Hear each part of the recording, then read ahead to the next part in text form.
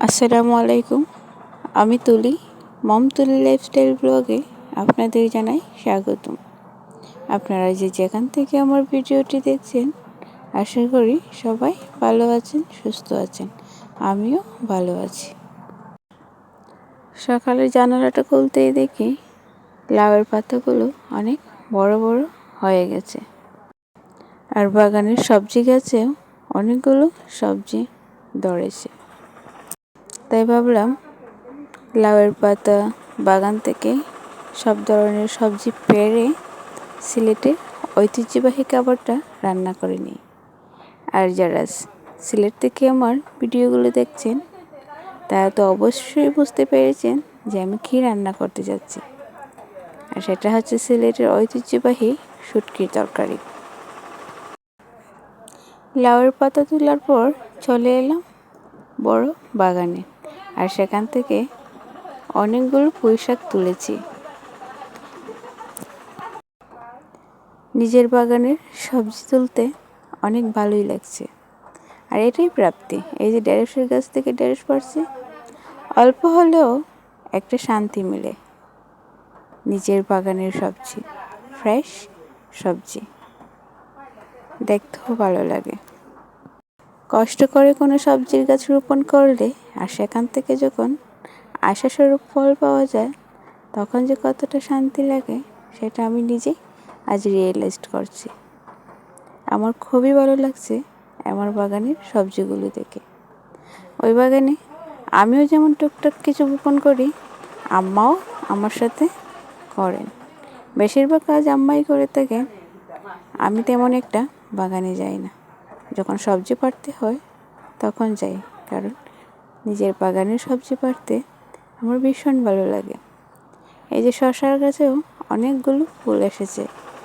আমরা দু একটা পেড়ও পেয়েছি, সেটা আপনাদের সাথে আর শেয়ার করা হয়নি। চিচিঙ্গা গাছ থেকেও অনেকগুলো চিচিঙ্গা পেড়ে নিয়েছি আমি। অফ ক্যামেরায় আগে থেকেই ঢেঁড়সগুলো পেড়ে নিয়েছিলাম। আজকে আমার মনটা যতটা খুশি ঠিক ততটাই খারাপ, কারণ হোয়াইট স্টুডিওতে ঢুকে দেখি আমার অনেকগুলো ভিউজ এবং ওয়াচ টাইম ইউটিউবার কেটে নিয়েছে। জানি না আমার কেন এমন হলো। আপনাদের যদি কারো জানা থাকে তাহলে অবশ্যই প্লিজ আমাকে জানাবেন, কারণ এর সঠিক সমাধান আমি জানি না, আর কী করব সেটাও বুঝতে পারছি না। আমি আবারও বলছি, আপনাদের কারো জানা থাকলে তাহলে প্লিজ আমাকে জানাবেন, আমি অনেক উপকৃত হব। শুটকি রান্নার পর চলে এলাম বিকেলের রান্নায় সরাসরি, কারণ রাতে আমাদের বাসায় মাদ্রাসার হুজুর, মসজিদের হুজুর, ওনাদেরকে আমার হাজব্যান্ড দাওয়াত করেছেন একবেলা খাওয়াবেন বলে। এমনিতেই সবসময় মাদ্রাসার হুজুরের খবর আছে যাই আমার ওখান থেকে, কিন্তু সবাইকে একসাথে খাওয়াবো বলে দাওয়াত করেছেন। তাই আমি বিকেলে রান্নার আয়োজন করেছি। একে একে সব রান্নাই আমি বসিয়ে দিয়েছি। সবগুলো আপনাদের সাথে শেয়ার করতে পারিনি ঠিক মতো, কারণ রান্নার অনেক তাড়াহুড়া ছিল। শুধু দেশি মুরগির মাংসটা মশলা কতটুকু কী পরিমাণে দিয়েছি এইটুকুই দেখিয়েছি। আর তা অন্যদিকে আমি ডাল, মাছ ভাজি, ডিম, ভাত এগুলো করেও নিচ্ছিলাম। আমার যে আপু ভাইয়েরা আমার ভিডিওগুলো দেখে থাকেন, প্লিজ একটা লাইক করে দেবেন। আর যদি বেশি ভালো লাগে তাহলে একটা সাবস্ক্রাইব করে দেবেন, আর পাশে থাকা বেল আইকনটি বাজিয়ে দেবেন। এই প্ল্যাটফর্মে কাজ করতে এসে বুঝতে পেরেছি এখানে টিকে থাকা অনেক কঠিন। আমাকে ধৈর্যের সহিত কাজ চালিয়ে যেতে হবে।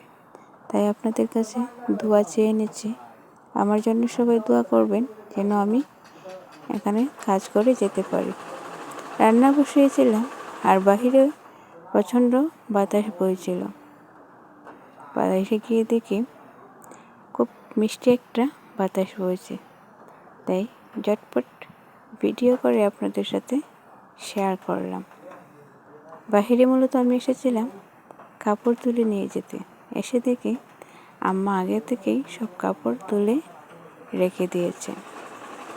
আর এদিকে আমার রান্নাটাও প্রায় কমপ্লিট।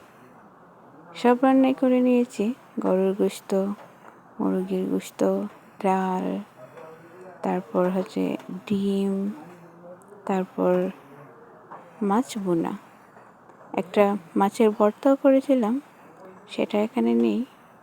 আর তাড়াহুড়ো করে কিছু তেমন ভালোভাবে আপনাদের সাথে শেয়ারও করতে পারিনি। হুজুররা এসে গিয়েছেন, তাই সব খাবার আগে থেকেই বাটিতে রেখে রেডি করে রেখেছি, যাতে কোনো ঝামেলা না হয়। আর টেবিলটা আপনাদের সামনে ভালো করে দেখাতে পারিনি, কারণ হুজুরের সামনে আমি তো আর যেতে পারবো না। তাই রান্নাঘরের টেবিলেই সব কিছু রেখে আপনাদের সাথে শেয়ার করেছি।